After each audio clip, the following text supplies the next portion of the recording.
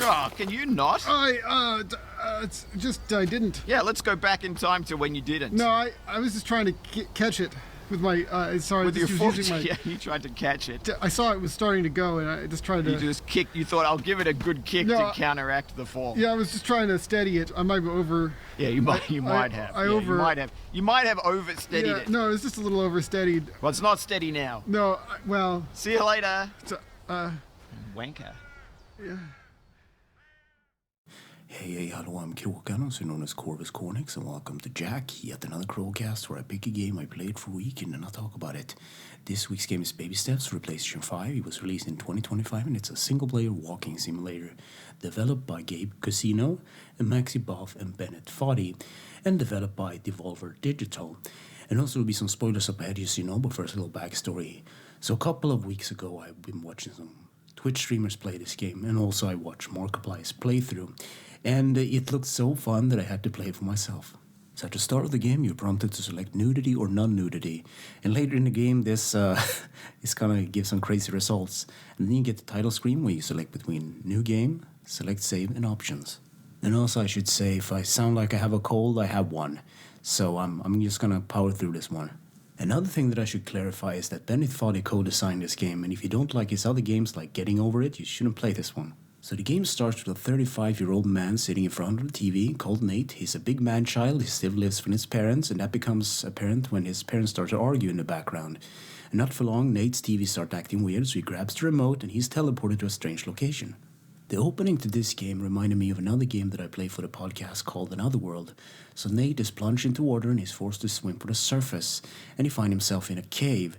And this game feels like a surrealistic dream. You don't take any fall damage, and it's part of the game mechanics, which I'll talk about in a bit. So this is a walking simulator in the most purest sense. So you move Nathan's leg with L2 and R2 corresponding to the left and right foot. And you also have to angle the legs correctly with the left stick and move forward at the same time.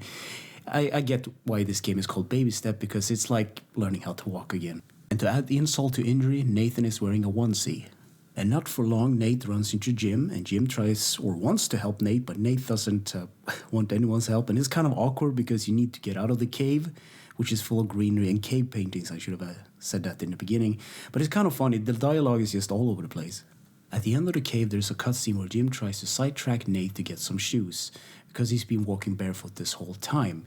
And Nathan also needs to pee really bad. And Jim is like, here's a bush, you can pee in it. And it leads to a funny argument forward and backward, and ending with Jimmy saying like, "Are you pee-pee shy?" And it's kind of funny because all that Nate wants to do is to leave this place and take a piss. And once the cutscene is over, Nathan starts walking up a hill. So there's a flame burning in the distance, and that's the first camp or place you need to stop. And just like real life, if a rock looks slippery, it really is slippery. So watch your step. So I walked on across a couple of logs over some slopes, and I found a sign that said that someone was looking for a cup that was lost at the carnival.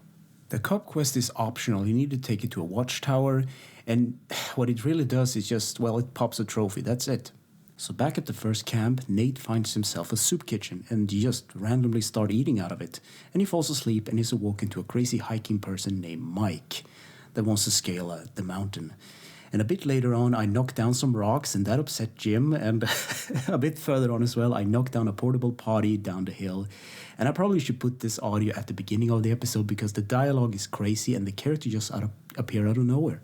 So after a bit of climbing and falling, I managed to get to the second soup kitchen, and Nathan eats and he falls asleep, and he's awakened to a donkey man without any pants. And the donkey man wants some cigarettes. And apparently, in this world, everyone that is new to it gets a wish at a fortress later on in the game.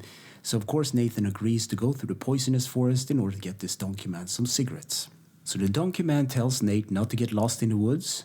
So what did I do? The first thing I did was get lost. I just followed some random path and it looped around on itself. But eventually I found myself into a moat or like a castle wall, and I climbed it.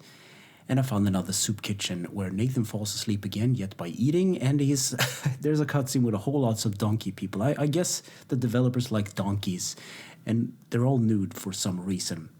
Later in the game, I found a high tower, and of course I tried to climb it, and Mike stopped me at the bottom of the staircase, appearing out of nowhere, just like the other characters, and he said, "There's nothing up there, and you shouldn't climb this tower." And of course, being stubborn, I tried to climb the tower. I didn't reach the top, but I guess he was right. There's probably nothing up there, but when someone tells you not to do something, then you do it. So in my opinion, this is a really funny yet frustrating game, so I don't want to spoil any more of it, so I'll go into the summary. So, gameplay. It's a comedic walking simulator with a bit of frustration. Control, L2 and R2 lifts the corresponding leg, left and right. The left stick moves forward and tilts, and adjusts the leg that you have currently up in the air. The option button pauses, and L1 switches camera angles. Graphics. So the graphics go for a natural look, so you have the scenery and the nature, and it's really beautiful. And a small detail that I like is that on the path there's actually trash and litter. Sound and music. This game doesn't really have a soundtrack as far as I noted, but where this game really shines is within the dialogue between the characters themselves. It's just crazy and all over the place. Easter eggs, secrets, and glitches. So when you select a save file, you have 3 optional slots. So you have Alpha, Beta, and Sigma, and this is obviously a pun on the male stereotypes.